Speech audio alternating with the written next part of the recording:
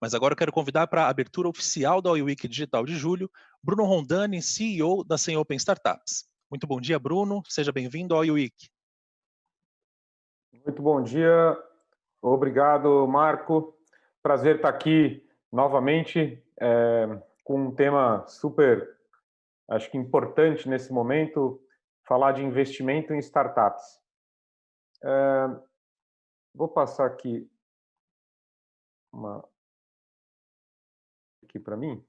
E a pergunta que a gente colocou para esse tema é por que está em alta investir em startup, né? Por que está em alta? Uma provocação que a gente colocou, sabendo, obviamente, que passamos por tempos, né, de pandemia, estamos, né, vivendo aí situações e momentos difíceis, mas acho que a resposta, né, por que investir em startup está em alta, passa pela própria vontade do ecossistema, tanto das startups quanto dos investidores, dos fundos de venture capital, das empresas que estão crescendo, startups que estão crescendo, ou médias empresas que estão crescendo, e das grandes corporações.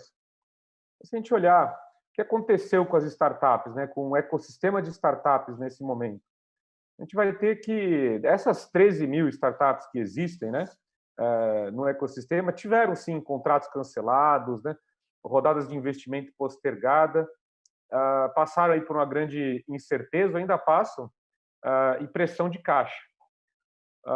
E quando eles foram, logo no começo, atrás dos investidores, a maior parte dos investidores também não estava disponível, e a resposta mais padrão era: agora não, estamos revisando as nossas estratégias. As startups foram forçadas a diminuir burn rate, quer dizer, gastar menos, aumentar o tempo, né, de sobrevivência com caixa atual, runway, arrumar a gestão, aprimorar a comunicação interna com a questão da transformação para home office, por exemplo, relacionamento com os parceiros, revisar o modelo de gestão, isso para citar algumas das ações mais comuns das startups nesse período, né? Basicamente, resumindo, foram arrumar a casa. E aí, quer dizer, para startup, para o empreendedor, esse momento de confinamento, né, de procurar, de voltar para o seu sentido aqui do essencial, como uma frase que ficou famosa do Macron quando ele mandou todos os franceses para casa, que a gente vai ter a oportunidade de encontrar esse sentimento, né, esse sentido do essencial. Só que o empreendedor ele é um otimista por natureza, né? Ele vê dentro de cada dificuldade cada oportunidade dentro de desculpa, o empreendedor otimista, ele vê dentro de cada dificuldade uma nova oportunidade. Então aquela brincadeira, né, a crise traz oportunidade, a crise traz startups, a crise traz à tona o que há de melhor no empreendedor. Então o que a gente viu, né, concretamente falando? A gente viu as startups voltando com valuations ajustados, com uma demanda de capital ajustadas, mais enxutas, né, na sua operação, e um fator extremamente relevante, né, mais abertas para a colaboração. Resultado, as startups se tornaram muito mais atraentes para os dados essa conturbação que ocorreu. Não é que é bom, é espetacular. E mais, a gente também percebeu muitas startups que não estavam abertas a receber investimento, porque tinham já bons fundamentos, cresciam organicamente, não estavam preparadas ou interessadas nesse tipo de relacionamento, né? ter investidores, se abrindo ou por oportunidade ou porque tiveram que consumir caixa para fazer a transformação que a pandemia exigiu de todos. Então, a gente traz aqui na programação, na quinta-feira, às 15 horas, alguns desses cases, né, de startups. Elas vão estar aqui discutindo com o Franco, da Domo, o que elas fizeram. A própria 100 Startup vai participar do painel, a Gumer, a Conta Seven Waves também à disposição, um pouco disso. O que as startups fizeram, né, para se tornar mais atraentes? A gente tem o lado do investidor, o investidor anjo, para começar. Qual que é o fundamento de investir, né, em startups? Bom, retorno financeiro, claro, ninguém está ali para perder dinheiro, então tem que ter ativos que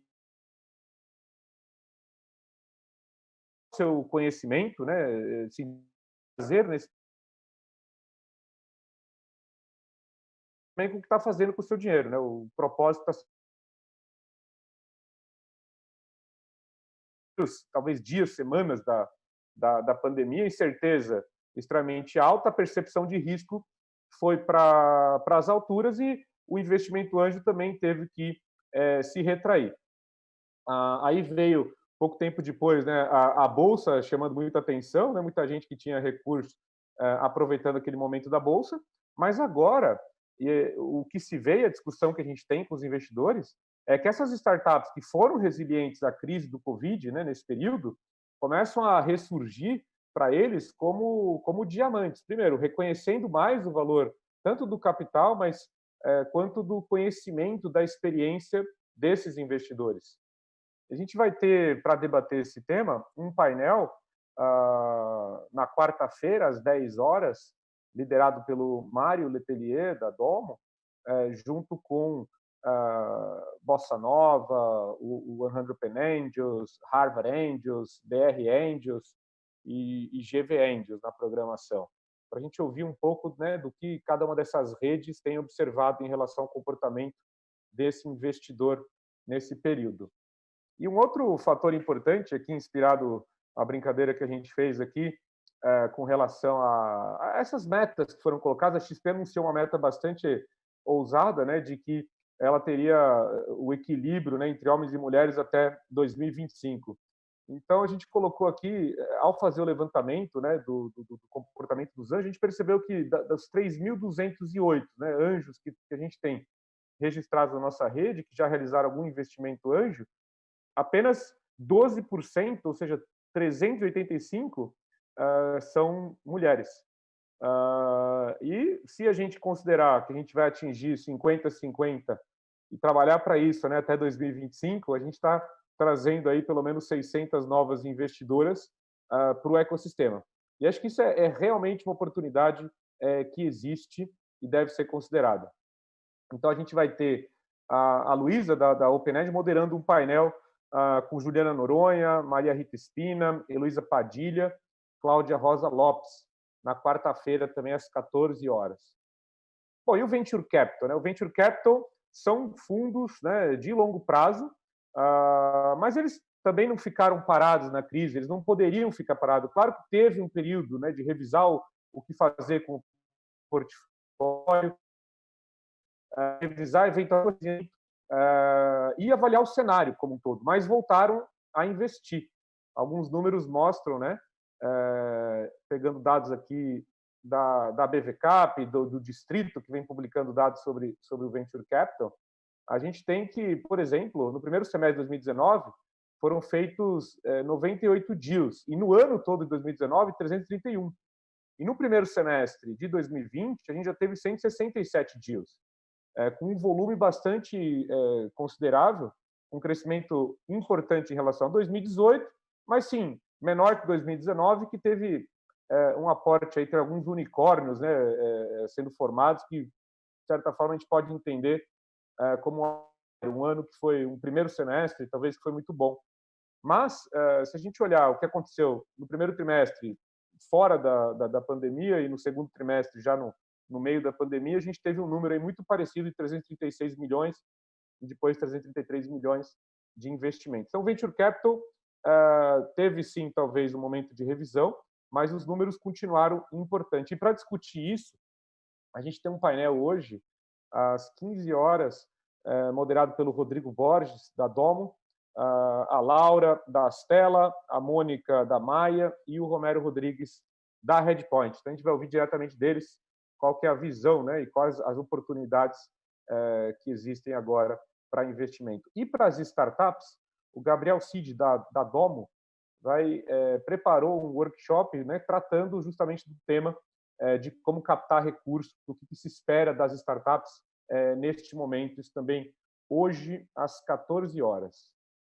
Bom, As scale-ups, né? Scale-ups também fazem parte da economia, são empresas, né, reconhecidas aí pelo crescimento sustentável. E se a gente colocar nesse grupo, né, que a gente tem unicórnios que captaram recursos recentemente, atingiram esse nível de startups que valem mais de US$ 1 bilhão, scale-ups que receberam investimentos de venture capital, private equity, a centenas, com pelo menos cheques de R$ 100 milhões. E se a gente imaginar que a gente gera, ou vem gerando, né, mais de 1.000 scale-ups por ano na economia brasileira, essas empresas estão entrando no ecossistema também. A gente pode chamar de grandes startups, scale-ups, de média empresas que crescem, comprando, participando de investimento em startups, mudando esse cenário de M&A e exits do ecossistema. E para discutir isso, a gente convidou algumas startups top 100, a Delive, a Spry, a Send4, a Meifácil, para contar aqui junto com essas startups, esses scale-ups, Vetex, Clearsay, Loft, Banco Neon, que era uma startup também top 100 2016. Então, bastante interessante, uma startup ranqueada nossa em 2016, adquirindo uma outra startup ranqueada.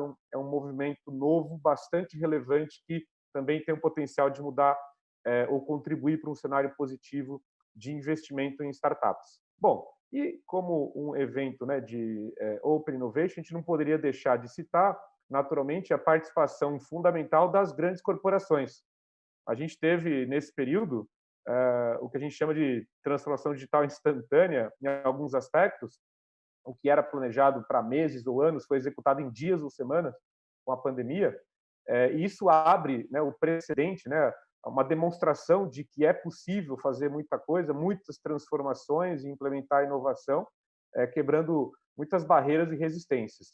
E o que a gente viu no próprio período, né, durante talvez o auge da pandemia, que o Open Innovation foi muito mais utilizado pelas empresas. Quem tinha estrutura de Open Innovation foi atrás de parcerias. Nós fomos até como resposta, né, não diria obrigados, mas sentimos a necessidade de abrir a plataforma, lançamos o super desafio Covid-19.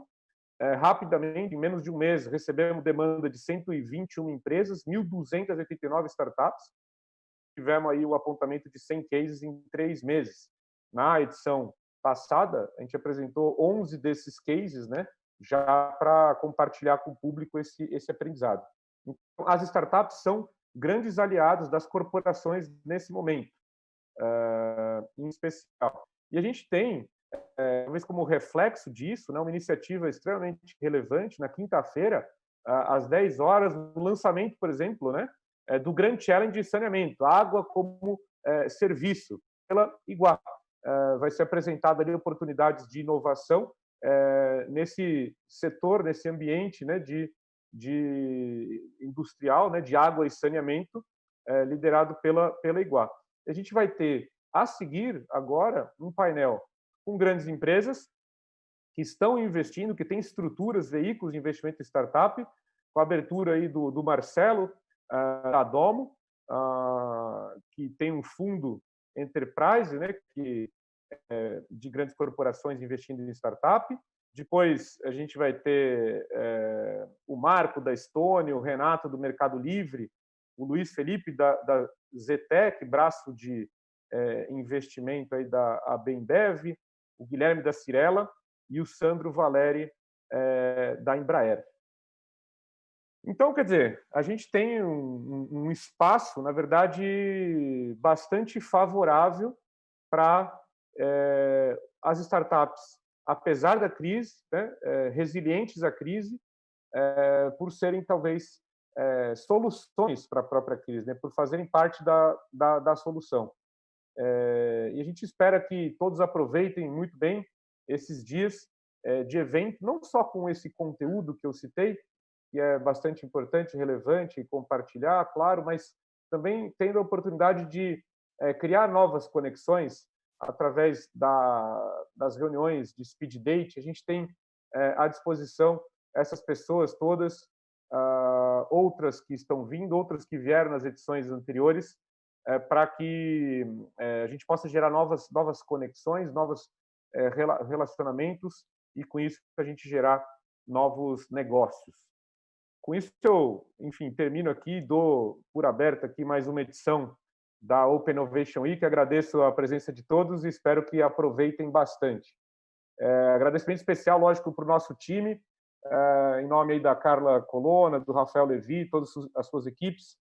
O Marco está aqui com a gente e a equipe da Domo, que ajudou a gente também nessa construção, as startups, os investidores que constroem essa Open Innovation Week conosco.